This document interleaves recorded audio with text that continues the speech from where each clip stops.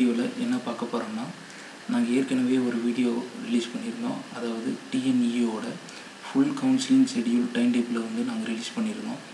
அதில் கமெண்ட் பட்டனில் ஒருத்தருங்க கேட்டிருந்தாங்க, எனக்கு ஒரு குறிப்பிட்ட காலேஜில் ஒரு குறிப்பிட்ட குரூப்போட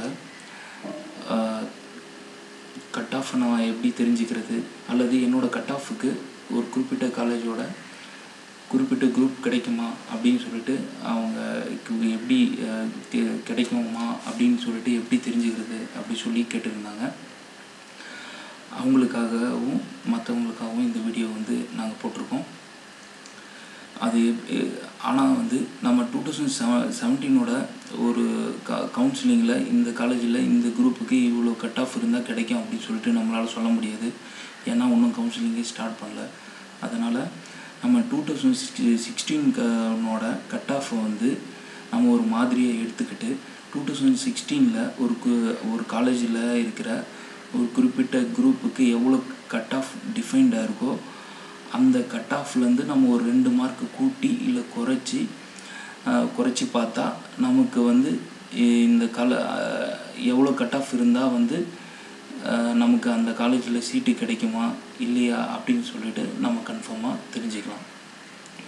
அது எப்படின்னு சொல்லிட்டு இப்போ பார்க்கலாம். முதல்ல கூகுளில் போய்ட்டுங்க. கூகுளில் போய்ட்டு அண்ணா யூனிவர்சிட்டி அப்படின்னு சொல்லிட்டு டைப் பண்ணுங்கள். அண்ணா யூனிவர்சிட்டி அப்படின்னு சொல்லிட்டு டைப் பண்ணிங்கன்னா அதில் ஃபஸ்ட்டு வரும் அண்ணா யூனிவர்சிட்டி ஹோம் அப்படின்னு சொல்லிட்டு www.annayuniver.edu அப்படின்னு சொல்லிட்டு ஒரு லிங்க் வரும். அந்த லிங்க்கை கிளிக் பண்ணுங்கள். அந்த லிங்க்கை கிளிக் பண்ணிங்கன்னா லெஃப்ட் சைடு டிஎன்இஏ 2017 அப்படின்னு சொல்லிட்டு ஒரு ஆப்ஷன் இருக்கும். அதை பாருங்கள். அதை கிளிக் பண்ணுங்கள். அதை கிளிக் பண்ணிங்கன்னா தமிழ்நாடு இன்ஜினியரிங் அட்மிஷன் 2017 சொல்லிட்டு ஒரு பேஜ் ஓப்பன் ஆகும். இந்த பேஜில் தான் நீங்கள் வந்து கவுன்சிலிங்க்கான ஆன்லைன் அப்ளிகேஷனை வந்து நீங்கள் ரிஜிஸ்டர் பண்ணுவீங்க. அந்த பேஜில் நீங்கள் கீழே ஸ்க்ரால் டவுன் பண்ணிங்கன்னா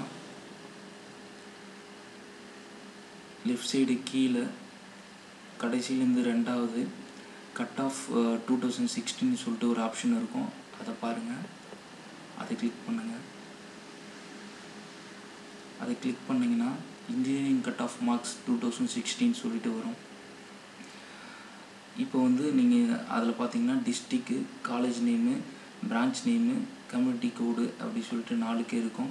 நீங்கள் எந்த டிஸ்ட்ரிக்டில் சேர விரும்புகிறீங்களோ அந்த டிஸ்ட்ரிக்கை தேர்ந்தெடுங்க. இல்லை நீங்கள் எந்த டிஸ்ட்ரிக்டில் இருக்கிற காலேஜை வந்து சூஸ் பண்ண விரும்புகிறீங்களோ அந்த டிஸ்ட்ரிக்கை வந்து சூஸ் பண்ணிக்கோங்க. காலேஜை வந்து நீங்கள் சூஸ் பண்ணிக்கோங்க. இப்போ காலேஜை வந்து நீங்கள் எதனா ஒரு காலேஜ் சூஸ் பண்ணிவிட்டு அதில் வந்து நீங்கள் எந்த குரூப் வேணாலையும் அதில் மாற்றி பிரான்ச் நேமை மாற்றி நீங்கள் வந்து எவ்வளோ கட் ஆஃப் இருக்குது அப்படின்னு சொல்லியும் பார்த்துக்கலாம். கம்யூனிட்டி கோடு வந்து உங்களோட கம்யூனிட்டி கோடு போடணும். ஃபார் எக்ஸாம்பிள் இப்போ வந்து நம்ம ஒன்று பார்ப்போம். ஃபஸ்ட்டு டிஸ்ட்ரிக் வந்து நான் வந்து சென்னை போட்டுக்கிறேன். காலேஜ் நேம் வந்து Anna university department of Anna university Chennai Guindy CEG campus வந்து சூஸ் பண்ணுறேன். அதில் பிரான்ச் நேம் வந்து எலக்ட்ரானிக் அண்ட் கம்யூனிகேஷன் சூஸ் பண்ணுறேன். கம்யூனிட்டி கோடு வந்து நான் பிசி சூஸ் பண்ணுறேன். உங்களுக்கு என்ன கோர்ஸ் கோடோ அதை வந்து நீங்கள் சூஸ் பண்ணுங்கள். ப்ரொசீட் கொடுத்தீங்கன்னா உங்களுக்கு கீழே ஸ்க்ரால் டவுன் பண்ணிங்கன்னா உங்களுக்கு தெரியும். அதாவது அண்ணா யூனிவர்சிட்டி ஆஃப் சிஜி கேம்பஸில் எலக்ட்ரானிக் அண்ட் கம்யூனிகேஷனுக்கு போன வருஷம் பிசிக்கு 198.75 இருந்தால் தான் கிடச்சிருக்கு. அப்படின்னா இந்த வருஷம் இதில் நான் முன்ன சொன்ன மாதிரி 2 மார்க் முன்ன பின்ன அப்படி வந்து இந்த காலேஜில் அண்ணா கவர்மெண்ட் காலேஜிலலாம் கிடைக்காது. அதாவது 0.2 0.3 ஒரு டிஃப்ரென்ஸில் உங்களுக்கு இந்த பிசியில் சீட்டு கிடைக்கும். அதாவது 198 நியர்பை இருந்தால் தான் உங்களுக்கு எலக்ட்ரானிக் அண்ட் கம்யூனிகேஷன் இன்ஜினியரிங்கில் அண்ணா யூனிவர்சிட்டியில் சீட்டு கிடைக்கும். சரி, நீங்கள் அடுத்த எக்ஸாம்பிள் பார்ப்போம். இப்போ நான் வந்து காஞ்சிபுரம் டிஸ்ட்ரிக்ட் சூஸ் பண்ணுறேன்னு வச்சுக்கோங்களேன்.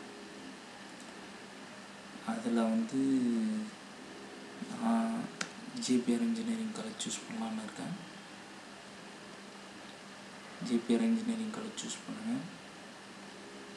பிரான்ச் நேம் வந்து நான் சிவில் கொடுக்குறேன்.